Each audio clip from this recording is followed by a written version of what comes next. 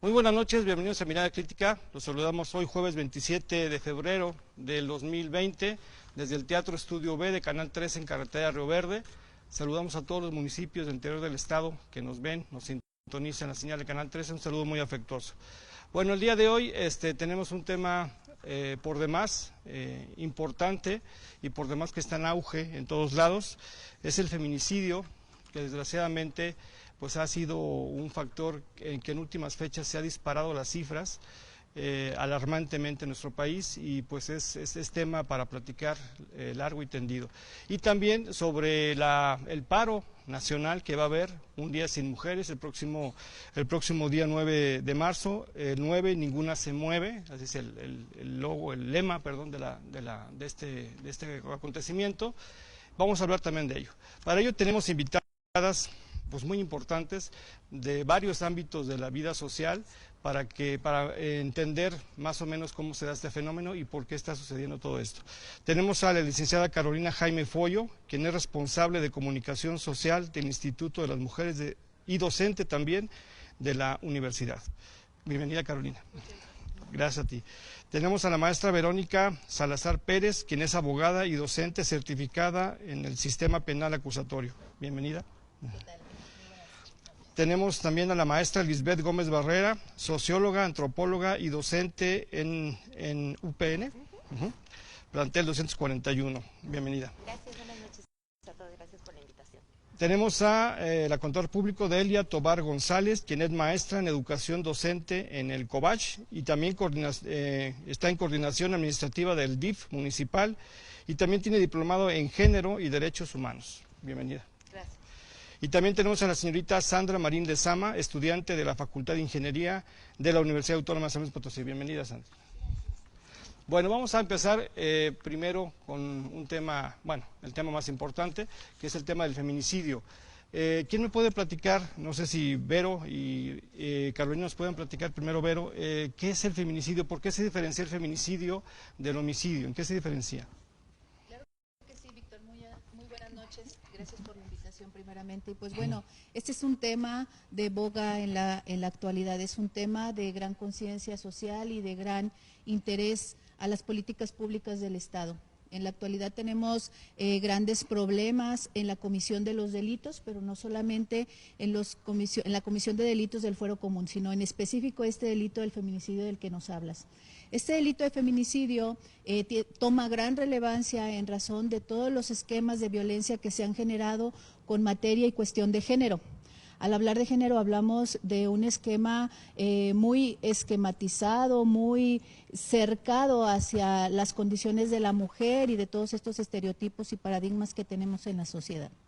El delito de feminicidio atiende a situaciones de violencia única y exclusiva contra las mujeres, contra el aspecto sexual, pero no debemos dejar de lado los tipos de violencia que la propia ley enmarca, pero no solamente la ley enmarca, sino otras áreas multidisciplinarias como es la psicología, la antropología, la sociología y ahora el esquema de la comunicación, que también es un factor importante para evitar, erradicar, sancionar y prevenir esta violencia contra las mujeres, que nos va a ayudar bastante para poder comprender el esquema del feminicidio. Oye, Carolina, desde tu punto de vista del Instituto de la Mujer, ¿cómo abordan el feminicidio? Bueno, el feminicidio es un crimen de odio, ¿no? Yo creo que sería la principal distinción en cuanto a un homicidio. O sea, puede haber un homicidio hacia una mujer cuando sean otras circunstancias, como por robarla o una circunstancia que puede implicar también hombres y mujeres, ¿no? Pero el feminicidio es un crimen de odio. Por ahí de los 70s, algunas académicas, sobre todo, fíjense, en la revisión de periódicos, ¿no? O sea, la importancia de los medios de comunicación, se empezaron a dar cuenta de que los asesinatos de mujeres tenían ciertas características, ¿no? Un odio, una hazaña muy importante, había laceraciones en el cuerpo, sobre todo contacto directo entre victimario y víctima, cuchillos o objetos punzocortantes, a diferencia de los hombres que normalmente eran asesinados de lejos, ¿no? Con pistola o arma de fuego en general. O sea, había ciertas características, pero además había otras características como obviamente la laceración sexual, digamos, ¿no? De alguna manera, los cuerpos eran exhibidos, ¿no? Como una especie de mensaje para todas las demás mujeres, y había ciertos elementos también de, no sé, de desnudas, la ropa interior, o sea, había muchos elementos sexuales y sobre todo esta cuestión de ser un mensaje para todas las mujeres, ¿no? Además, en San Luis Potosí, por ejemplo, en el Código Penal, el feminicidio, entre otras, está tipificado porque lo comete una persona cercana, puede ser esposo, exesposo, novio, algún familiar también cercano, o cuando haya alguna, pues sí, alguna violencia sexual, aunque sea un desconocido. Entonces son indicios de que ese asesinato se cometió contra esa persona por ser mujer. Esa es la diferencia que hace el feminicidio. Principal, así Ok. es. Lisbeth, ¿querés comentar algo?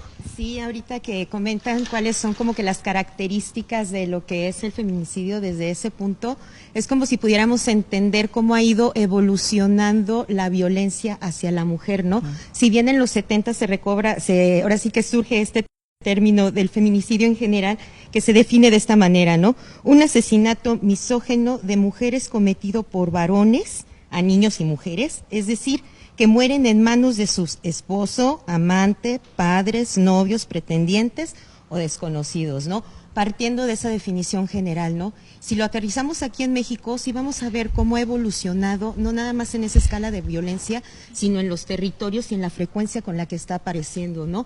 Si bien yo me acordaba, cuando me haces la invitación, me acordaba mucho de una película de 1982, que es Retrato de una mujer casada, ¿no? Con los actores son Alma Muriel y Gonzalo Vega, en donde justamente representan una situación de violencia en cierto sector de la población en esa década. Entonces, si nos vamos más hacia los 90, vamos a tener ya más tipificado esto con Ciudad Juárez, con todos estos asesinatos y desapariciones de todas estas mujeres, las condiciones en las que se encontraban, ¿no? Entonces, poco a poco, y de hecho, bueno, estaba leyendo que de hecho, pues para ese entonces todavía ni siquiera estaba tipificado dentro del sistema judicial este término del feminicidio. Y entonces tenemos de 1990 al 2020, tenemos 20 años en los que ha pasado esto y hemos visto cómo se ha agudizado. Y entonces ahorita ya lo vemos que ha llegado a unas escalas en donde es como esa hazaña, ¿no? De que sí sé cómo o sea, como que muy esclarecido la forma en que la quieren matar, a veces o la asesinan por cuestiones que uno ya no sabe, ¿no? Pero sí lo vamos viendo cómo va evolucionando en esa forma, pero también cómo se va focalizando, ¿no? ¿Cuáles son ahorita los 5 estados que se acaban de nombrar apenas en este mes, los 5 estados con mayor presencia de feminicidios, ¿no? Y bueno, y un elemento que a este tipo de evolución, ahora sí esta evolución de los feminicidios, le sumamos, como bien dices, los medios de comunicación, cómo lo están proyectando, cómo lo están manejando. Entonces ahí sí son como que ahora en esa evolución van apareciendo factores que no habíamos tenido hace 20 años con las mujeres que asesinaron en Ciudad Juárez, ¿no? Entonces yo creo que por ahí también podíamos ir viendo cómo esto se ha agudizado y bueno, pues al final de cuentas la expresión que vamos a tener el día 9 pues no es más que la culminación y también va a ser como una especie de escape, más bien no de escape, sino de liberar ciertas tensiones sociales, culturales que está dejando esto, ¿no? Al final de cuentas es la representación de la escala de violencia en general, no nada más yo creo que hacia las mujeres y las niñas, sino también en general, porque al final de cuentas esta violencia, los grados que ha llegado, le estamos viendo pues en estos casos muy sonados y en otros que no se han hablado, ¿no? Como son los feminicidios en las mujeres indígenas, ¿no? Que también son casos, y no nada más los feminicidios, los asesinatos, ¿no? Este grupo de 10 indígenas en la Sierra de Guerrero que eran de un grupo musical, ¿no? Entonces son como se ha escalado, pero esto tiene que ver con condiciones socioculturales que vienen muy de fondo de nuestros imaginarios y nuestros inconscientes colectivos, que tenemos que tener mucho cuidado cómo lo estamos proyectando. Y yo creo que todo esto que está pasando debe de ser como que no nada más una llamada de atención, sino como que ya también posicionarnos qué es lo que nos corresponde hacer, porque sí tenemos que empezar ahora desde abajo porque sí vienen las políticas y la ley y todo, pero son desde arriba y necesitamos también trabajar mucho, y es ahí donde está el meollo del asunto, trabajar desde abajo, desde la casa, desde la escuela, desde el lugar donde viven, ¿no? Lo que le llaman el tejido social, ¿no? Así es. Delia, ¿querías comentar algo? Sí, bueno, nada más retomando esto del feminicidio, estamos viendo las cuestiones pues culturales, y yo considero que yo creo que hablamos aquí desde el 70, dice Carolina, pero yo creo que de verdad que se ha venido tejiendo esto desde mucho tiempo antes, y tenemos la presencia en los medios de comunicación tan importante.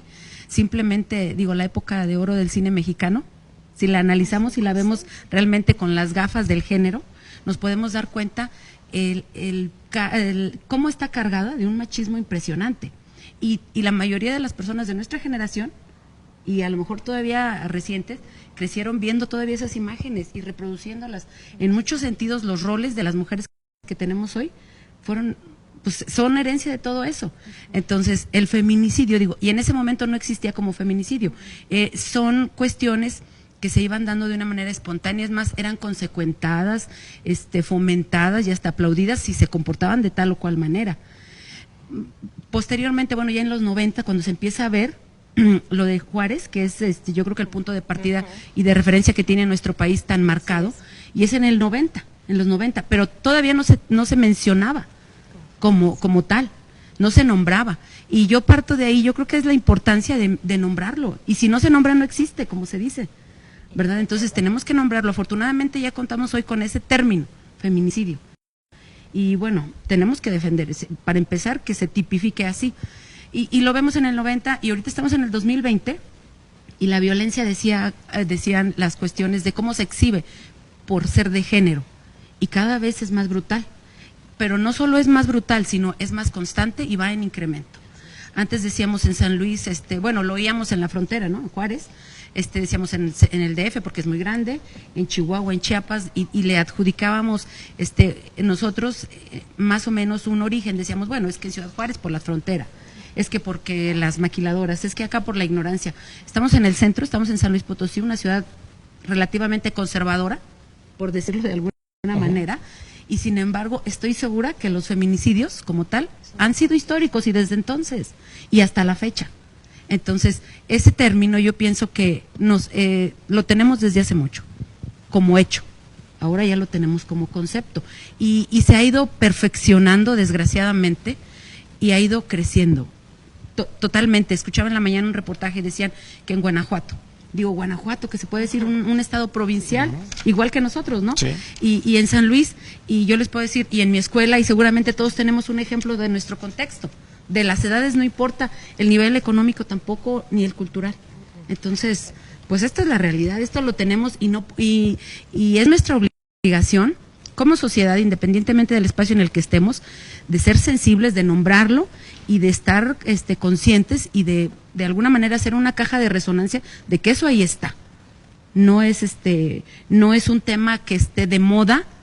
Yo creo que como para moda a nadie nos gusta, ¿verdad? Perdona más la interrupción, pero sí. Ahorita que dices de San Luis Potosí, el primer poema de San Luis Potosí es de un feminicida. Lo escribe después de asesinar a su esposa, ¿no? Nomás ahí les dejo el dato. Búsquenlo, el primer poema de San Luis, de un escritor potosí. Muy buen dato. Bueno, vamos a hacer una pausa y continuamos. Estamos en Mirada Crítica.